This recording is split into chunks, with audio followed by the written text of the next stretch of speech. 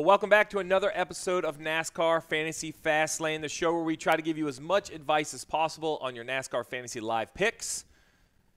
Once again, joined by the smart guys on the couch, Twitterless Russell. Russell, I know you don't have Twitter, but Twitterless Russell is really gaining some traction.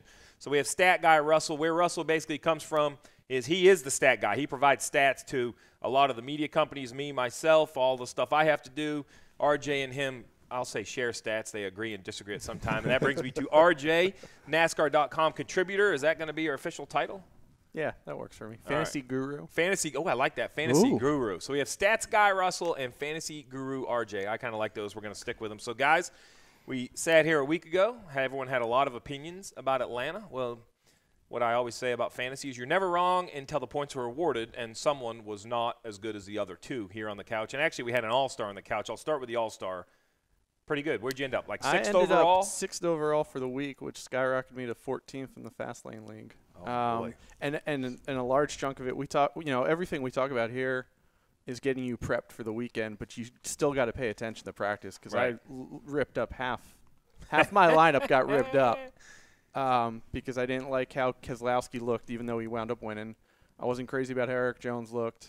And I wasn't crazy about how Chase Elliott looked, so I swapped in a couple Stewart-Haas cars as well as Kyle Larson, who, minus the speeding penalty, wins that race. So who is the pick of the week? Who is the guy you had in your lineup? Because you can't use Truex or the big names. Who of the five, who is the guy, the pick of the week that probably saved your lineup? Kurt Busch. All right, I was the same. So in mine, I had actually Kyle Busch was my biggest disappointment to use a start and not get great points.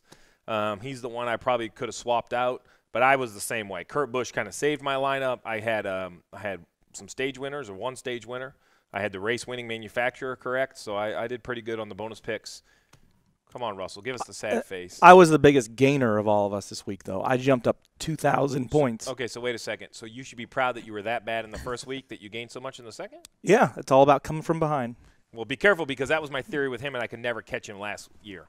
It was a long year of getting beat. But I saved some of my guys, so I got guys that you don't have. So interesting, I looked at my usages, and how about I have not repeated – I know it sounds silly 2 weeks in, but I've used 10 different guys, which was not by design. It was just by dumb luck, but I think I'm going to like that when I get later in the year. So that was Atlanta.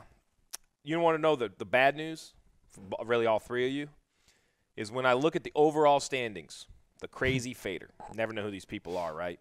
Well, this guy is in the NBC Sports NASCAR League, which is not good for me because he's killing me by almost 100 points. Well, he sent a video in. This is an 8-year-old kid from Asheville, North Carolina. Brilliant young man, obviously. He's first overall in every league overall standings with 452 points.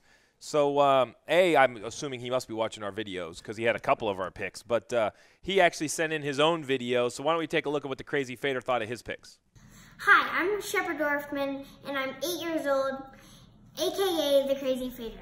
My starter one is Martin Truex. I picked him because he had one win on this track. Brian Blaney, in the past 3 years, he's finished in the top 10. Brad Keselowski, he is good at half a mile, one and a half mile tracks. Erik Jones, he's been doing well this year. Jay Logano, Kyle Busch, he's determined and aggressive. See you race day, America. I hate to call him a kid, but the 8-year-old kid has just basically beat us all up with the – and this is really impressive. Not only is he number one, he has 6 points over second, which doesn't seem like a lot, but when you get to the top of the league, it's a lot. But I think most importantly, it shows that everyone can play NASCAR Fantasy Live, and he has bragging rights over the whole world, definitely over his family.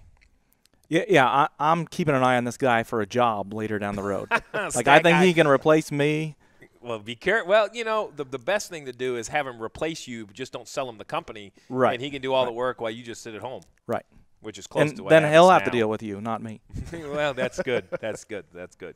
Yeah, for those that don't know, the reason I pick on Russell is he's in the booth normally when I'm on television writing me notes. So if I ever say anything that seems like, man, I can't believe Steve knew that, that's because I didn't. That's because Russell probably had the stat on the whiteboard. And then if he ever says something wrong, it's because he misread it. Oh, It's not Stackhouse. All right, listen, I don't know if that's the case. All right, so let's just talk. Okay, enough about Fantasy Atlanta. Let's just talk Race Atlanta. Quick, was it what you expected? What did it look like to you? By and large, it was what I expected. I mean, you had you had most of the veterans up front, but you did have a couple wild cards up there for a while, in Preece and Hemric with some late trouble, and Buescher as well. Yeah, JTG looked great. Preece, it's a bad finish to a great day. Listen, mistakes are going to happen. I became a Ryan Preece fan, though, when he said in his interview, that one's on me. Didn't blame anyone else. I love that. How about you? I thought the racing was great. It's the best Atlanta race we've seen in a while. It was. So everyone says that. Give me one reason. Why was it the best? Okay, so here's the stat guy coming out. It was the closest margin of victory we had on a mile-and-a-half track in 28 races. Oh, boy. So that was a short racing, run. Oh, that was a long run to the finish. It was a long run to the finish, like 56 laps, I think. All right, so there you go. Laps. I liked it because of this. I thought that the restarts have always been exciting. They were even more exciting. I thought that excitement, say it used to go 3 laps. Now it goes 5 or 6. Then the tires wear, and you kind of got to get a little bit more organized and in line. I thought that you were penalized. If you made a mistake, it was hard to come back up through the field. But that was Atlanta. This is Las Vegas. Las Vegas, first of all, is going to have the nose aero ducted, things like this big in each side of the nose. You don't really have to care about what that means. What that means is the leader's going to have less of an advantage, which is the whole idea. The guy in second can get a little bit of a tow, a little bit of a draft. The track is much grippier. We'll have to see what the weather is. A friend of mine in Vegas said it's snowing last week, so I'm not sure what the Vegas weather looks like. So moving forward to Las Vegas, I'm going to start your number one must-pick, you can't change it. Who's the guy at the top of your list? Joey Logano. Oh, boy. Really? Yeah. The champion, Joey Logano. Yeah, he's been top 10 the last 6 races there. I like that. Do you like have that? anything that says you don't like Joey Logano? No, I like him. I like him a lot. So I like all the Penske cars for this one. Really? See, Yeah. So I like Joey Logano. I like him a lot. I think you mentioned his streak there. Another reason I really like him, stage points. So just a quick reminder, guys, fantasy points are awarded the same way they're awarded to the drivers. So if your driver has a great stage 1 and a great stage 2 and just a poor finish, you still might do okay with total points.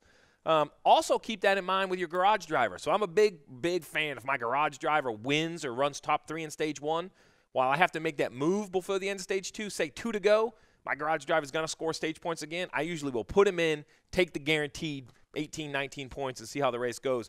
Joey Logano has done that. Stage points in 5 of 6 stages at Las Vegas. I like that. Top 10, 6 of the last 7 mile-and-a-half tracks. I mean, really, I can't come up with an argument not to run Joey Logano at Las Vegas. We all agree on the couch. Yep. All right, well, that was an easy one. Well, let's just go right through Team Penske then. You say you like all of them. So you're telling me you're going to have 3 Penske cars in your lineup? Entering the weekend, yeah. Entering the weekend. So give me the real truth. Do you put them in and then take them out, or do you not even put them in? No, I put them in. I set my lineup like on Tuesday night. So can I give you all? And then I circle back Saturday. So I have to admit something. Didn't get my props picks in this week. I looked at them, I researched them, and then family life got in the way, and I was like, oh, I'm good. I got like 5 minutes. I log in. Make a note. 5 minutes is too close. It had locked. Very disappointing. We're going to get to that later in the pod. You should take a page out of Ryan Preece's book and take ownership. Don't blame the family. Yep. Don't blame the family. It's not Trish's fault. Ryan Preece is a better man than me. I'm blaming my kids. So let's go down Team Penske. Brad Keselowski. I mean, he's obviously on a huge streak at Las Vegas. That tells me, it's going to come to an end. For that reason, I'm staying away from Brad Keselowski. It's a hit or miss week for Brad. Here's why. Listen, the win. So I've done this. In 2014, Dale Jr. and I won at Daytona. Took all the pressure off. It helped us win other races. It also helped us gamble. We ran out of gas on the last lap at Las Vegas. Still finished second, which was good. But I think Paul Wolfe, Brad Keselowski, they're going to go way out on the limb. They're going to be gambling, rolling the dice. They could be a big win or a big lose. My year has been just okay. I can't quite gamble as much as they are. So even though the numbers would say you got to have Brad in, and I know both of you are going to say, got to have Brad. The numbers say you got to have Brad. My gut tells me no Brad Keselowski. The numbers are the best of anybody to have Brad in. I just told you were going to say that. If you believe in superstition, he only wins in even years at Vegas. Oh, boy, you are dang. Did you go to the palm reader for that one? Like, where did you get that? I looked it up. Oh, man, we are to next level stats right there with RJ. So listen, but this is fantasy. Let's be clear. Stats are great, and he's going to hate this. But, stats don't always tell the whole story. Sometimes you have to go with your gut. My gut says that, Brad, I just don't like it. I don't like where they're positioned. Now, I could be wrong, and he could be the winner, but I just think it's going to be a gamble. I can't afford to gamble. So let's finish up the Team Penske rundown. Young Ryan Blaney, where do you stand on young Ryan Blaney? He's in my lineup for sure. So you have 3 Penske cars. 3 Penske cars. They have the longest streak. All 3 Penske cars are the longest streak at Vegas. Okay, and you as well. You've I'm in, but pledged your allegiance the biggest reason I'm in on Blaney is I haven't used them. It's even more. I'm trying than to think the if I've numbers. used them. Is it bad that I don't know if I've used them? 4 straight top 7s. Really? There, he's averaged 42 points last 4 races there, or last 3 races. I'm not gonna lie. I gotta check my usages here on Blaney. I don't think I've used them as well. 2 weeks, it all runs together. Well, 10 it's for good 10. If you didn't use them, it's good because he hasn't done very well. I haven't used other than them. stage points. I'm taking one out of here. Okay. So there you go. There's one more strategy, and we're going to start talking. It's never too early to start talking about usages. So for that reason, Blaney's going to be in my lineup. He wasn't until a minute ago, but listen, and I'm you not want too to throw in stubborn. another one statistically, his best track across Yeah. the board statistically. And he won the pole there last year. So think about that when you're going for your I pole feel like pick. I'm being double teamed here by the 2 stat guys. We warned you about this last week. I that know this you was gonna did. happen. You did. All right, so there you have it with Team Penske. Nothing says don't run Team Penske numbers-wise. My gut tells me to stay away from Brad, Ryan Blaney. Numbers say great. Joey Logano, numbers say great. So we'll have to see. But much like RJ said, I think you have to watch practice. I think practice is going to be even more confusing at Las Vegas because I believe the pack is going to be real and the speeds are going to go up and down with the pack. So I think you physically have to watch practice, not just practice times. I think you're going to have to see the cars on the racetrack and kind of get a gut opinion on who's moving around. You can always tweet. Well, you can't tweet Twitterless Russell, but you could tweet RJ. What's your handle, RJ? At Kraft Daddy 85. Boy, good luck writing that down. I'm at Steve Letarte. Tweet us. We'll give us your opinion. Let's stick with the other big names. Let's go to Kurt Busch. You said Kurt Busch was a big A-plus guy for you in Atlanta. How about the Las Vegas native heading back to his home race? What is that? I mean, I didn't even give you the question. Like you're. This is his worst track. So Like we said, Blaney's best track. This is Kurt's worst This track. did shock me. Why? Why is it his worst track? Too much pressure to perform? Yeah, perhaps. I mean, because when you say worst, only 1 top 10 in the last 7 races at Las Vegas. So he's an easy avoid for me. I don't even think it's in question. So Kurt Busch is an avoid. We all agree on that. How about Kyle Larson? I'm in. You're in for Kyle Larson. I'm in, but like we talked about a little bit last week, I think this package could adversely affect him. So I do really. He's one guy I'm specifically going to be focused on in practice. He's finished top 3 the last 3 races there. I'm avoiding Kyle Larson like the plague. Because of everything that's going on this week?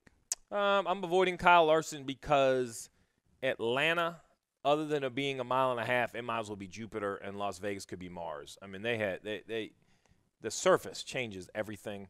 What about a garage pick for him? No, because I don't want to use him at all. I got to have him at Richmond. I got to have him at Bristol. There's some got to haves for Kyle California. Larson. Another world racetrack. Pocono. Got to have him. So there's too many got to haves.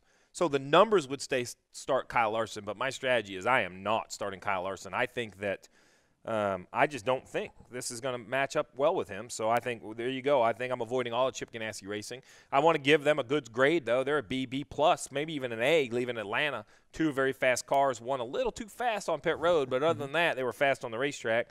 So, oh, man, I'm about avoiding this conversation, but we might as well jump right in it since we're in the Chevy camp. Let me just start with the easy one. Are you starting any Hendrick cars? No way. Nope. Are you considering any Hendrick cars? I would consider them, but no.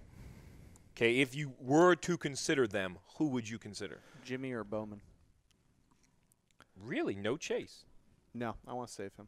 Okay, so you don't think that you're not saying Jimmy or Bowman because they're going to be the best. Correct. You want to save them. So, okay, so who do you think will be the best Hendrick car? Forget your lineup for a minute. Don't not talk strategy. Let's give the fans some info here. I'm going to go with Jimmy. I think Jimmy will be the best at Vegas. I think Even though he was pitifully the worst at Atlanta. And I'm not picking on him. That's what he said. Him and Kevin Menard both admitted, listen, I've had it, right? When you just miss it, right? You can't be great every week. They didn't mean to be slow, but they were slow. I think the pack racing plays in his favor. I completely disagree.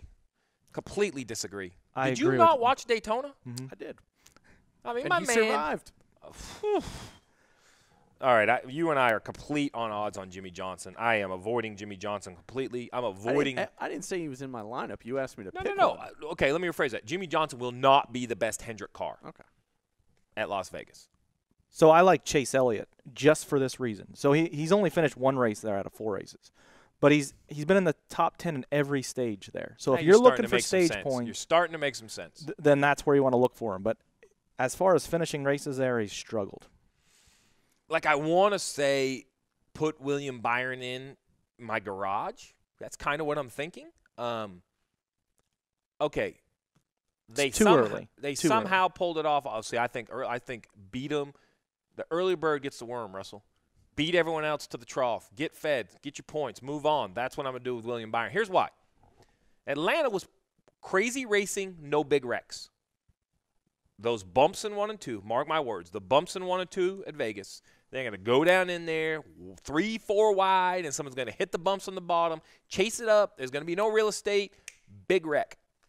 So I'm going to have a complete off car, William Byron. I don't think he's going to run bad. Be clear, I don't have him running in the top 10. I have William Byron maybe 3-4 stage points if he's having a great day, going to run somewhere 8th to 15th. Not an all-star day, but he's going to be in my garage. So you're relying on the big one at Las Vegas for your fantasy picks? I am. Okay. I am. You don't have to say it with such disdain like I'm a moron. It's just making sure everybody understands what the strategy. If anybody understands my strategy, then I'm impressed because I barely understand it. That's not true. That is my strategy. All right, so Hendrick Motorsports, I think we've covered them all. You like Jimmy. You like Chase. I like William.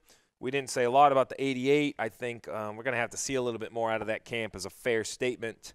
I think we have to just jump right into, did we really think that Stewart-Haas Racing could be as good as they were again? I mean, Friday they were great. They definitely weren't as good in the race.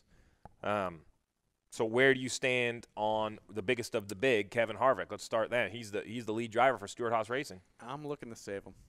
So not even a consideration? I mean, if he came out last year and dominated this race, even though it was an encumbered win, which would affect you in fantasy this time around. Oh, let's go into that. Explain.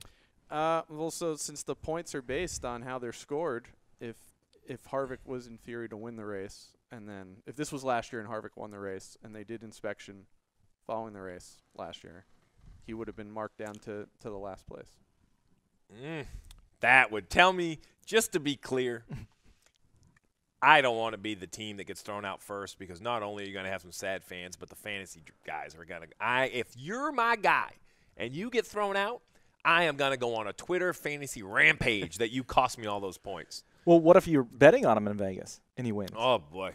Speaking of Vegas odds, later we are going to bring up the Vegas odds. When you head to Vegas, it gives you the opportunity to jump in the sports book and put a bet down. So we're going to talk about lines, how the lines work, how they get paid off, and take a look at the Vegas odds.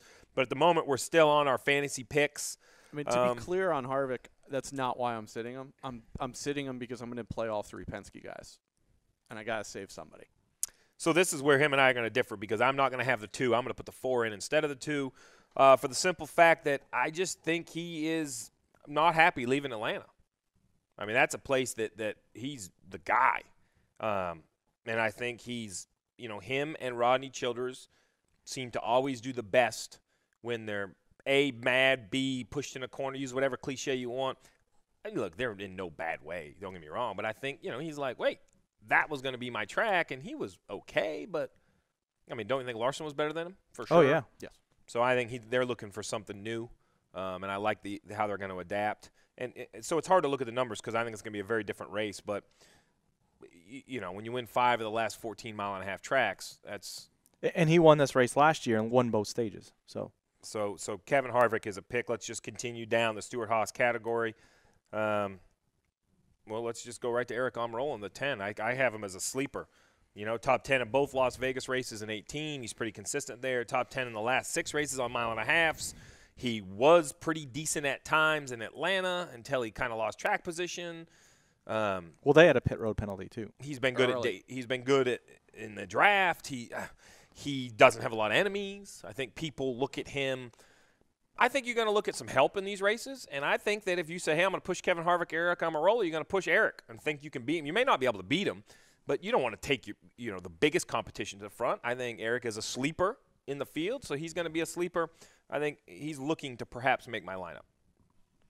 I've got him in mind, and I'm probably going to burn through a lot of his starts early. I'm going to front load him. I'm going to tell you, I don't know if you know this or not, but you are blue oval heavy. I'm aware. All right. But I haven't disclosed the full lineup yet. Oh, that'll come at the end of the show for sure. All right, so that's Aric Almirola. Let's talk about how about Daniel Suarez? Sleeper. So I'm going to be quite honest. I was a little disappointed in Atlanta. I thought he was going to be better. He wasn't bad. I just thought he was going to be better. Maybe he'll be better this week. This, to your point, is a little bit more of the style racing I think Daniel's going to excel at, more wide open throttle, more drafting. I don't want to call it pack racing because I'm not saying they're going to be 3 wide, 3 deep like Daytona, but I'm going to call it mini pack racing, which is I think you're going to see 2, 3, 4 cars kind of working together to work on overall speed. And he last year in September, he got his career best at Vegas. Mm-hmm. Where do you stand on? Well, and we talked about this last week. He won the Open for the All-Star race in a similar package. So I like him there. He's a watch for me. Not to mention, I did consider the All-Star race when I picked Kevin Harvick. See, now, you were disappointed. I actually went the other way on him. I was actually pleasantly surprised with him. Really? Because last year, when he got stuck in traffic, he never seemed to be able to keep working his way a bit closer to the front. Okay. And this time, he was stuck like 15th, 14th, and he somehow pulled out a top 10. So the point-wise in fantasy, maybe not thrilled to death with what he did. But overall, I saw enough growth there that I'm intrigued moving forward on him. Intrigued. Very intrigued. That's a solid. So then who am I forgetting in the Stewart-Haas camp? Oh, yes. How could you forget him? Is anybody starting Bowyer?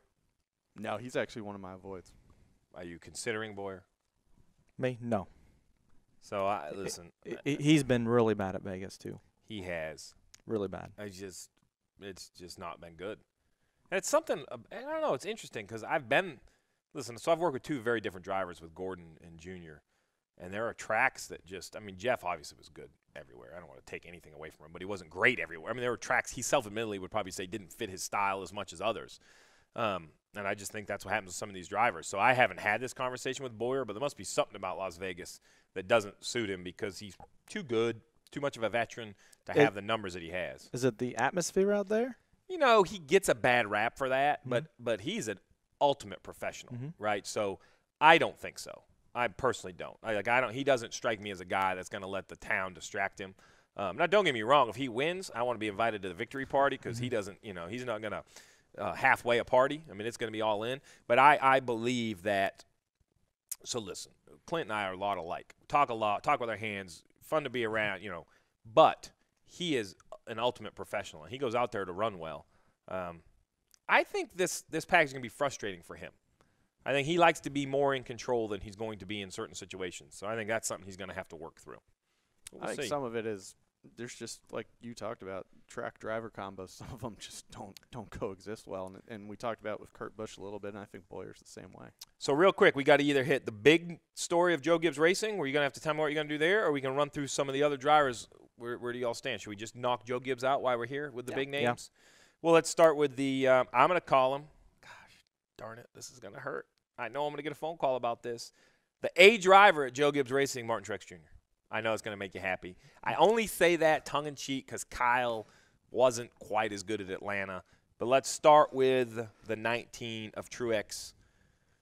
I think he's a must-pick. He's an absolute must-pick. I mean, there's nothing I can find stat-wise. There's nothing I can find gut-wise. There's nothing. I think Cole Pern is as good as anyone on top of the pit box. I think they have confidence they're going to make the playoffs. They're not afraid to gamble early. We could go through the numbers, but I can't find one that says no. So basically, if you read the numbers, they all say yes.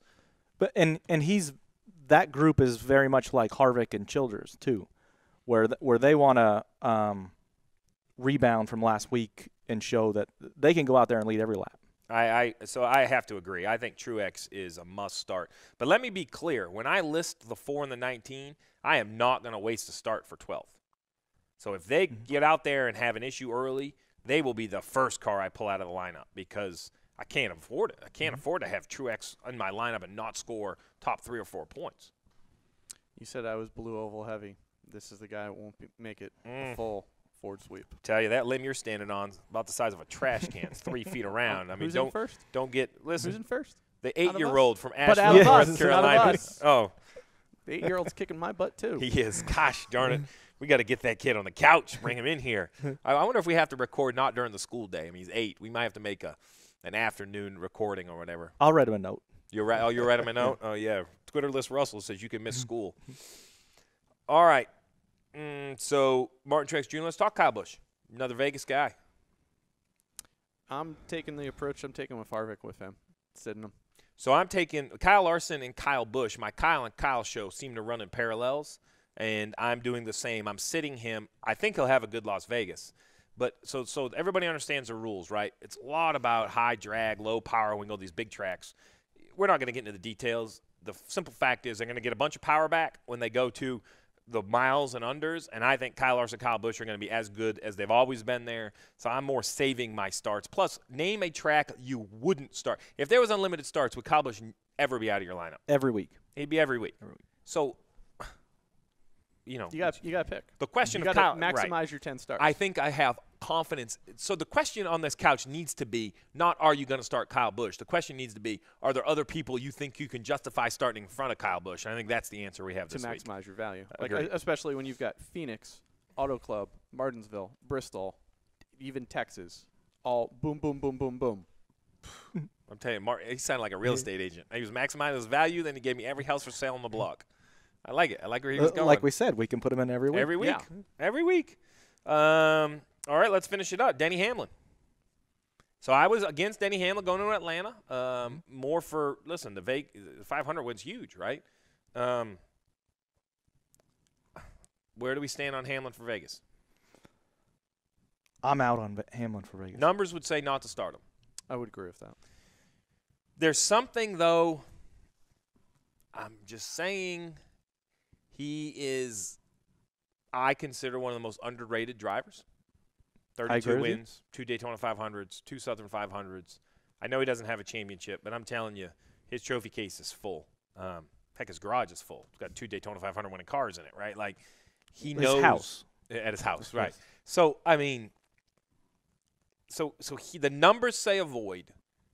I have 4 solid picks, and I have a big circle on my 5th pick, and it's going to be see what the news is over the weekend, and that's my Denny Hamlin. My Denny Hamlin is, I'm a little concerned about stats because the rules package is quite a bit different.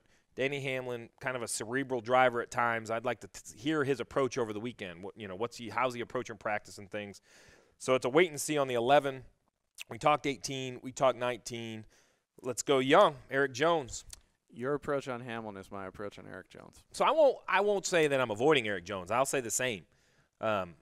So what I like about Erik Jones is he grew up in the momentum late model era of late model stock, really make it roll the corner, really not a lot of break, really make it happen.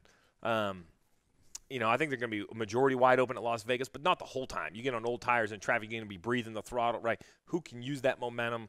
I think Erik Jones could do that, perhaps better than anyone. So we'll see. We'll see. Top 10 both races so far in 2019. 8th in this race last year. Funny little Twitter story. He said, hey, somebody I think it was our friends here at NASCAR.com maybe said, hey, guess what? Who's, been in the top 10 both times? And a fan said, who cares? And only in NASCAR does the driver say Erik Jones like, wait, I care. Why you care if you're tweeting it? So I like Erik Jones. I love the fact that he's on Twitter talking to the fans. So, all right, so there's Joe Gibbs Racing. So now listen, we got some names we can't avoid. And I think that's what this rules. I'm not going to blame the arrow of the package. I'm going to say the package is such a change that everyone's not figuring it out right away. So I'm going to run a bunch of names I'm going to talk about. We got Newman, Hemric, Paul Menard, Chris Buescher, Ryan Preece, Ricky Stenhouse Jr. We haven't talked about any of those yet. Let's start with the Roush Fenway camp. Because, listen, I'm going to just cut to the chase and say it like it is. I have not given them a consideration other than Ricky Stenhouse at Bristol, and that was about it. Maybe Trevor Bayne years ago or Kenseth when he was in it, but they haven't been a lot of the fantasy discussion. But they hung around. a lot of the race. Stenhouse made the news because he was in Kyle Larson's way, but he still didn't have a bad run. So, Roush Fenway Racing, where do you two stand? I mean, you love the blue you oval. like him. I figure you have them both in. I've got Newman on my list as a possible garage guy for Vegas. I like that. Let me tell you something about Ryan Newman. What is his mantra? The hardest guy in the sport to pass. And I'm telling you, it is going to be a battle for track position. And because I think you can control so much more from the front. And I think Newman's just stubborn enough, and let me be clear, that's a compliment from a race car driver. I like stubborn. Man, if you get him up front, he's got wide shoulders. I didn't know they could get wider, but I think they do when he leads. I think he could have a good run. I mean, especially with the – granted, you got to take some of these Vegas numbers with a grain of salt given the package. But, he's basically been a top 12 car the better part of the past 5 to 6 races there. Yeah, I agree. Well, how about his teammate then, Ricky Stenhouse Jr.? I think it's been a rough week for him. I'm not looking for him to perform this week. So I think that overall Ricky's going to do better with the rules we're looking at this year. I just don't know if they're there yet. I think he's still going to be a standout at Bristol. There's still some other places, so I'm not looking at Ricky Stenhouse Jr. either. Let's go Paul Menard. He's one of my sleepers. I figured he's in your lineup. I mean, he's close enough to Penske. He's like family to you over there. So, but he was top 10 in both races there last year. Yeah, no, I agree. It's a good track for him. I think Paul's pretty good. I'm going to go off his facial expression. Kidding. Figured you like that. So, Paul, Paul's a great guy. I saw him in Daytona. Spoke to him for a few minutes. I think he sounds excited. He's in cars that are driving good. They're fast. He's having a good time. And when drivers are having a good time, I think it helps them in the race. So, that brings us right to Daniel Hemric. We'll start there. I'm an absolute no. Hemric's a nice kid. I'm going to cut right to the chase. He's never won an Xfinity race. He had a good run going in Atlanta. I cannot take that away from him. Had a flat tire, none of his own doing. I just think that if you want to know the honest truth, I think that it's a pack of piranhas and they're going to chew him up. And that's not a knock on Hemric, but I have seen how these guys race newer drivers, and they don't care. They are ruthless. And I think Hemric is going to be treated that way. None of his own volition, just the other guys aren't going to respect him, and that's why I'm avoiding Hemric. You said the same thing last week about him, right? Yeah, but where'd he finish? So technically I was right. I was completely wrong about how he was going to run. Yeah, I was texting you saying, look at Hemric, because I was avoiding after those last texts. I didn't actually. The one thing I will say about Hemric that was intriguing, especially at Atlanta, we talked about last week, a track that tends to favor more veteran drivers. In the loop data, he had the 8th fastest good speed late in a run, which I would not have expected. So I don't have any fact with this, but I will say this. You can driver. What I like about Atlanta is the driver has to manage the tire. So I'm not blaming Hemric for the right front coming apart. I can't do that. But I do think that you see younger drivers have that issue more. I'm not a driver, right? I can't tell you that's what it is. So I'm not sure he wasn't a little of his own doing to have that trouble. I could be wrong. Well, the feel-good story of Atlanta that went away has to be JTG Daugherty. Oh, yeah. I mean, Hendrick technology, yet whipping the Hendrick cars. And not with just one. I mean, let's go ahead. Listen, people like listening to this podcast because we tell it like it is. So it wasn't a single car. It wasn't a lucky pit call. It was 2 fast race cars. Ryan Preece, only thing that kept him from running in the top 10 in Atlanta was untimely looking down at his tack when B.J. McLeod was having a little trouble getting into his pit stall, and the nudge was pretty firm and knocked the entire radiator out of the car, so he didn't continue. Is there anything that says we should bet against JTG, go for? Are there even numbers enough to even make an opinion? Yeah, I think we got to wait a couple weeks. Wait a couple weeks. So you could be late to the trough, though, and miss some of the points. Yeah, but if they're that good, then it's not like it's going to go away. And that's – okay, so this is where I stand. This is my struggle, right? Did they just hit it right, or do they have an advantage? Is the advantage going to sustain, or the big team's going to catch them? I don't know the answer. I've got Preece on my monitor list for the weekend. So I'm going to tell you that I have Chris Buescher on mine because he was top 15 in both races there last year in cars, and I'm not knocking JTG, but I think self-admittedly they'll tell you they didn't have the best equipment last year. But somehow he worked his way into the top 15. So if his equipment is better than that this year, I expect more. So he's going on my wait and see list. See, I gave Priest a little bit of the advantage because he was at the test. All right. A little inside information. Are there any names we've skipped that we need to talk about? You feel good? I feel good. Because I'm going to put you both in the spot. We're going to come back here in just a minute. We're going to have starting lineups, a little bit of strategy. But I think at this point, basically, we're going to have a conversation about the Fantasy Props Challenge. I won't lie. I forgot to get it in this week, or I was going to have a great score. We're going to bring Christian in. We're going to go through the props available for Las Vegas. We're going to talk some odds as well. Maybe there's a long shot you should put your money on when NASCAR heads west. All right, well, we've talked a lot of fantasy, but it's not just a season-long game. There's also NASCAR fantasy, the Props Challenge. We brought Christian. We're going to call you are you the props guru? Yeah, props guru works for now. I like Until that. my picks are so bad that it needs to become like props. All right. We asked RJ to leave the couch because he actually helps create some of the prop bets. I don't think anyone does all of them, but he has a big insight on what we should do. So first, let's review Atlanta. I self-admittedly, listen, I admitted it early. I'll tell you again. I had them. I studied them. I didn't get my picks in. So just help the fans. It locks, just a few minutes before the race? Yeah, 5 minutes before the race. So it's a lot of time to get your picks in. Just so we're clear, that would have been great information a week ago. 5 minutes. I didn't know that. I was like 4 minutes to the green flag. So I'm sure that's exactly the way it went down. It's You exactly checked how in it went with down. 4 minutes and 58 my kids seconds till distracted green me. I didn't flag. have the information. Russell. You can't get him in at lap 20. That just doesn't work. Whatever. How did you do? I got 8 more right than you did. Which means you got 6 points. So just real quick, it's still early. That's why I ask. You don't have to play all 10. Do not. If you get them wrong, it's minus a point. But let's be clear, you better play all 10 because we had in the teens 14, 15 Yeah, there was perfect 14 scores. or 15 people that brought in perfect 10s. So listen, if you're going to talk trash, you need to go 10 for 10. How did you do? I was the same. I got 8 right, 2 wrong, total of 6 points. It's interesting. I might have to take a week or two where I try to play 9, I try to play 8. I'll let the questions dictate and see how many I feel real confident in. But that's what we call we'll most see. improved in the Pops Challenge. 100%. Yeah, that's a big swing from remember- -2. I didn't want to bring it back up. His prop portfolio Yeah. took a major climb. It's much better. So let's jump right into Las Vegas. And I know it's not just props. We're also going to talk a little bit about odds. You can't go to Sin City, go to Vegas without talking what has going down in the sports book. But let's really jump into the prop bets.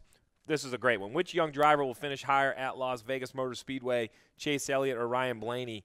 You know, you would think that would be an easy pick, and you would say Ryan Blaney. The numbers would say Ryan Blaney, but, you know, when it's head-to-head, like I love head-to-head matchups, right? Yep. Because all it takes is one issue, and Chase can outrun him. I think that's a great one. Will the same driver win stage 1 and 2? I think the rules package is going to shy me towards no. Totally. There, Russell? Yep. Are you? Well, it's happened the last 3 years, so that's why. So just so we're clear, I didn't say, hey, Russell, what was the stats? I was like, hey, Russell, do you think it's going to be yes or no? Russell, will you back me up on this? Yeah, I right. believe And is the way you it gave was me phrased. nothing is what you did. Twitter I'll agree with you with no. Yeah, but I think that's Okay. a fair point that you're bringing up is and that's kind of the challenge with these props on a weekly basis is evaluating what the stats and the history say and then checking those against what we've seen so far and against complicating factors like new rules package, things of that nature. So I'm with you guys on this, but that's the juxtaposition. So the 8th prop bet here, I think you missed the line.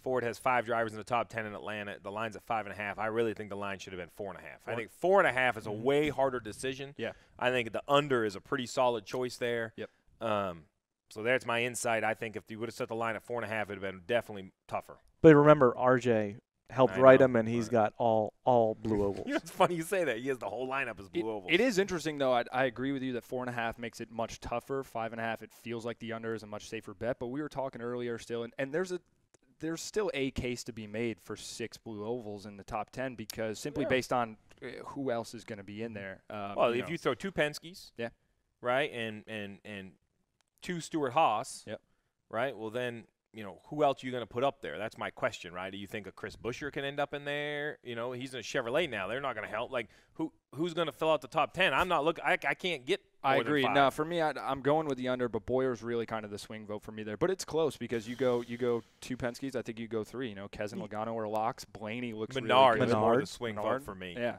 So I think you're looking at 2 Penske. I think you get 5. Yeah. With Stewart-Haas and Penske. Yeah. The question is, what's Menard do? Yeah. That's a big That's a big question. Who knows? Totally. So then, listen, I know props are new. Well, I have to talk to y'all. You have offsetting of the same bet. Prop 1, over under 23.5 lead changes. Prop, where is it at here? 5? 5, yeah. 5 is over under on 17.5 lead changes. So let me explain this to the fans. Don't take over 23.5 and under 17.5 because that's you're going to lose one for sure. That wouldn't make sense. Now, I'm going to tell you, if you want to take over 17.5 and under 23.5, that is a swing for the I'm impressed. That would be like doubling your money.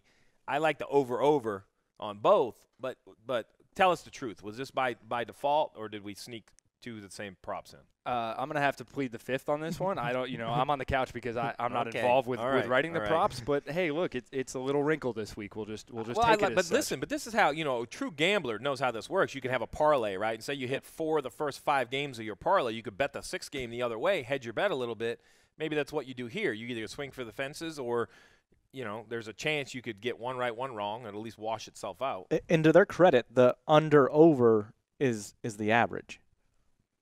So you think it's not as easy as that? It's not as easy as you think. Russell, that one feels like it's tempting to do a deep dive into the stats and see how realistic your odds are of hitting that sweet spot between them. What do you think on that, or are you just going under, or I'm going to give over, you over? As simple as it comes. It doesn't matter how competitive the race is. It depends on how many green flag pit stops you have. Totally.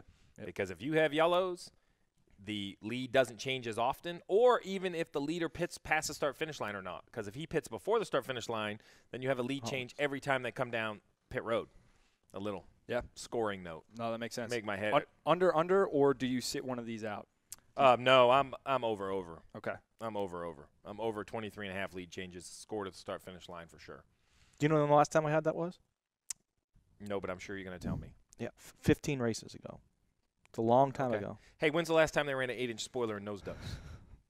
I was just wondering. Last week. No, they didn't have nose ducks. See, you're still not paying attention. Will Martin Truex Jr. lead the most laps in Las Vegas? I am a resounding no. A matter of fact, no. Russell, you're not going to go against the 19. I know. I like this. I'm going to tell you. So I became a big fan of the prop bets because it's an easy way, A, to get involved, B, see how you rank against everybody else, but C, and I think this is most important, you get 5 buddies. Yep. And you put a cocktail on the line, you put dinner on the line, the worst guy has to do. It's a simple way that you don't have to set your own odds. When I would go talk to sponsors in a suite, you go talk to people, they all have their board up there, everybody picks a driver. There's all these other, fun wagering. That's what makes sports so much fun.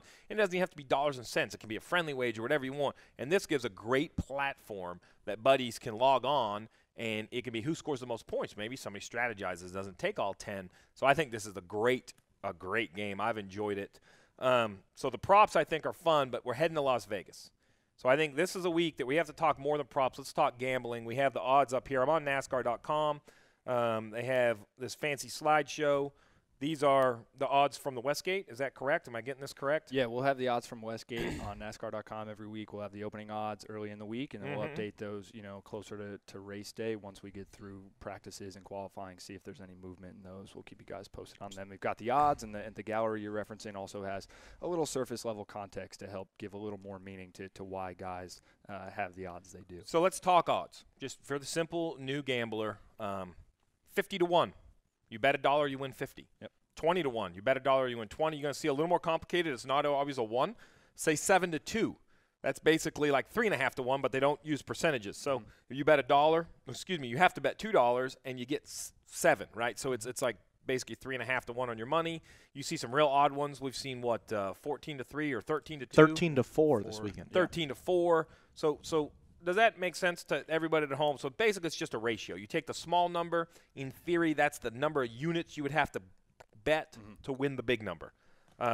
Yeah, it becomes basically just a math equation where you're taking whatever no you're. Why is there always be math? I was told the same thing, but it gets into it. But it's simple math. I promise. I can handle it, and I clearly am not a math major. I wouldn't be sitting here on this couch. Listen, but I encourage the fans, right? If they're out there in Vegas, listen, it doesn't matter. $10. Like, go to a sports book, pick your 3 or 4 drivers, put $5 on it, whatever, and maybe you'll have a rooting interest other than your favorite driver, right? If your favorite driver has problems, there's another reason. Let's jump right in. You got the high odds guys. First, we got DiBenedetto, 60-1, Byron, 66, Bowman, Menard. I don't see any of them going to victory lane, even at the long shots. You agree, Russell? I like Menard if you're going to just 66-1. So, like, you throw put 10 $10 bucks on on there. You win $660 on $10 if you put that in there. That's pretty It's solid. not a bad profit. No, not bad at all. Daniel Suarez, 50-1. I like that better than Menard. I think he has a better chance than Menard personally. I'm with you on that. He's the guy out of all those the true long shots. If I'm looking at it, I would throw 10 down on him and see what it gets you. Did you ever think Jimmy Johnson would be 25-1? You were getting ready to go there, weren't you? I was just gonna ask you that. Save your money. He's just not good recently, right? It's easy to look at the numbers and the wins and see that he's got several at this track. Man, look a little closer. I would take Denny Hamlin or Erik Jones at 20-1 before I took Jimmy Johnson at 25. Yep, I I agree. think they've both proven that they are out there. Or even Chase Elliott at 18, I would take over Jimmy at 25. I'm scrolling through here to see what – this is your favorite, I know. Go ahead, tell me. 14-1. Ryan Blaney. And like you're saying, you're not guaranteeing he's going to win the race, but you're saying that's pretty good odds on your money. For the best guy. If Like you put I think he's a top bet 5. in, I don't know what the minimum is in sportsbook, Right. but $5 wins you 70. Yeah. $10 wins you 140. I mean, you can buy a lot of drinks for $140 in Las Vegas. You could go to the quarter slot, not lose $140 and drink probably all night for free, but that's a whole nother strategy. That's for a different podcast. I think it's interesting, too, because you mentioned hedging a few minutes ago when we were talking about props, but it's interesting to see how that could come into play if that's a strategy that you'd like to take with where our guys are at from an odds perspective. I mean, Harvick, as we look at the top of the list, Harvick's the favorite at 5-1. So if we take that $10 example that we're working with, you throw 10 on Harvick, he wins and you're getting 50. You could throw out 4 other $10 bets on guys further down the list, and at worst you're breaking even for the day. It's no loss isn't the worst thing for an afternoon of excitement, for your favorite driver and room for some of these to pay off. And if you hit on a guy like Blaney at 14-1 or someone further down at 20-1, all of a sudden you've hedged and still come out with a sizable profit. So we talked about odds. This is a perfect one to explain. Kyle Busch is 11-2 at the open bet. What that basically means, it's 5.5 to 1. Right. Right. You get 5.5 times your money. That's how the odds currently work. You talked about the favorite. Man, it's interesting, right? And I'm glad. You know what I've learned about the odds makers is they're better than everybody thinks, because you're like, oh, this is an easy one, and then it's never that way. But I love it. Listen, Vegas, it's a great town. The banquet's out there. There's 2 races out there. That's a lot of fun going on in the city. It's going to be an exciting race. I think there's a lot of unknowns. I'm glad I didn't have to be an odds maker in Las Vegas because and watch them. You put on this article right here. It says opening odds because they will move through the weekend. They'll change after qualifying, change after practice. They're watching as well. So I'd still like Truex probably at 7-1. He's I know you like him at 7-1, but He's going to win this week. Wow. You just right out there. Yep. That's it. You don't need to think about it any further. I was going to ask you guys of these top 5 or 6 who you liked as the best bet, but I think we've got it right there. Truex at 7-1. You agree? I like Truex at 7. I like Logano at 8. So if you had $100, what are you going to do with it? I'd put 25 on Truex, 25 on Logano. And then I would probably put $10 on 5 of the high number guys like Almirolas and all the 15, 18, 20, 25-1 type drivers. I'd throw 10 on each of them, and I would do it for 2 reasons. 1, to try to make the money back because it'd be cool, but 2, man, think of the excitement of the race, right? The chance of one of your guys being up there in the closing laps, it gives you good rooting interest, so it's pretty good. But guys, look. That's the odds if you're going to go to the sports book, but the props challenge is up each and every week. Not only can you go against everyone and see how you fare, but also invite some of your buddies, right? Invite them to play the props challenge. Make a little side wager. Who cares? 10 picks every week, 1 point for every correct pick, 1 point minus for every wrong pick. And if you don't play like I forgot to play, you can't win. You created some of the props challenge, or at least I won't say created, but you voted in on what they should be. I think they're going to be fun this week. I think the 3 of us, how about a coffee? Worst in props points next week buys coffee for next week's show. What about Christian? Listen, he'd buy every week. I mean, you see what the guy did? He was negative a couple times. Like, let's just be. So, all right, deal? I'm in. I'm You're more of in. a tea drinker, but yeah. A warm beverage for the morning recording Okay. of NASCAR Fantasy Fastlane. All right, but it's that time of the show. We've broke down all the drivers. It's time for the smart guys, the stat guys, to give us their lineups. I'm going to put Twitterless Russell on the spot. Let me have your lineup. Las Vegas. Truex, Logano, Harvick, Larson, Erik Jones, and I got Blaney in the garage. All right, dude, you got to give me some. Okay, Truex I get. Harvick, good. Logano, good. Keep going. Who else? Larson and Erik Jones. Larson. So you have no fear about it being different than Atlanta. Nope, because he was good there the last 3 years. And Jones? Yep. More of a value pick there? Value pick. I think he's good on this type of track. This package is going to be good for him. And who's your garage guy? Blaney. Okay, so you put him in early if he's as good as we expect him to be. Yeah, before stage 2 ends. All right. I will go. I agree with Russell on Truex, Logano, and Larson. Okay, all right. I have Blaney in my main lineup. Mm-hmm. And then I'm all in on Penske, so Keselowski will be my fifth. and man, I'm gonna tell you right now, like if Keselowski gives us flu to the rest of the company, you're gonna get 0 I'm screwed. points. Yeah, I'm screwed. I mean, That's shook fine. all their hands at victory lane. It could sink your entire team. Menard in the garage. Oh wow, it's a big stretch from Penske. That's holy smokes! All right, well listen, let's talk about Team Penske. Joey Logano, Ryan Blaney, they are absolutely in my lineup. I then have Kevin Harvick in my lineup. I have the 19 of Truex in my lineup. I'm going to continue to say the 19 because I called him the 78 for 2 weeks now. 19 of Martin Truex Jr. The fifth driver is not even close on my horizon yet. I have to see it. Could be Hamlin, could be Jones, could be Almirola, could be Suarez. I'm not even going to pretend to tell the fans that I have my fifth driver yet. But William Byron is right now my garage driver unless I see something crazy change. I think he could bounce back. But that's our lineups. That's our opinion. But watch the video and come up with your own ideas. Remember, play every week. Get your qualifying picks in before qualifying out west in Las Vegas. And remember, iTunes, subscribe to the podcast, rate and review. Let us know. The full video will be available on NASCAR's YouTube channel, as well as videos will be put out all weekend long on NASCAR.com. If you have questions, you can tweet RJ, Twitterless Russell, useless on social media, or send me a tweet. I'll give you my opinion as the weekend goes on.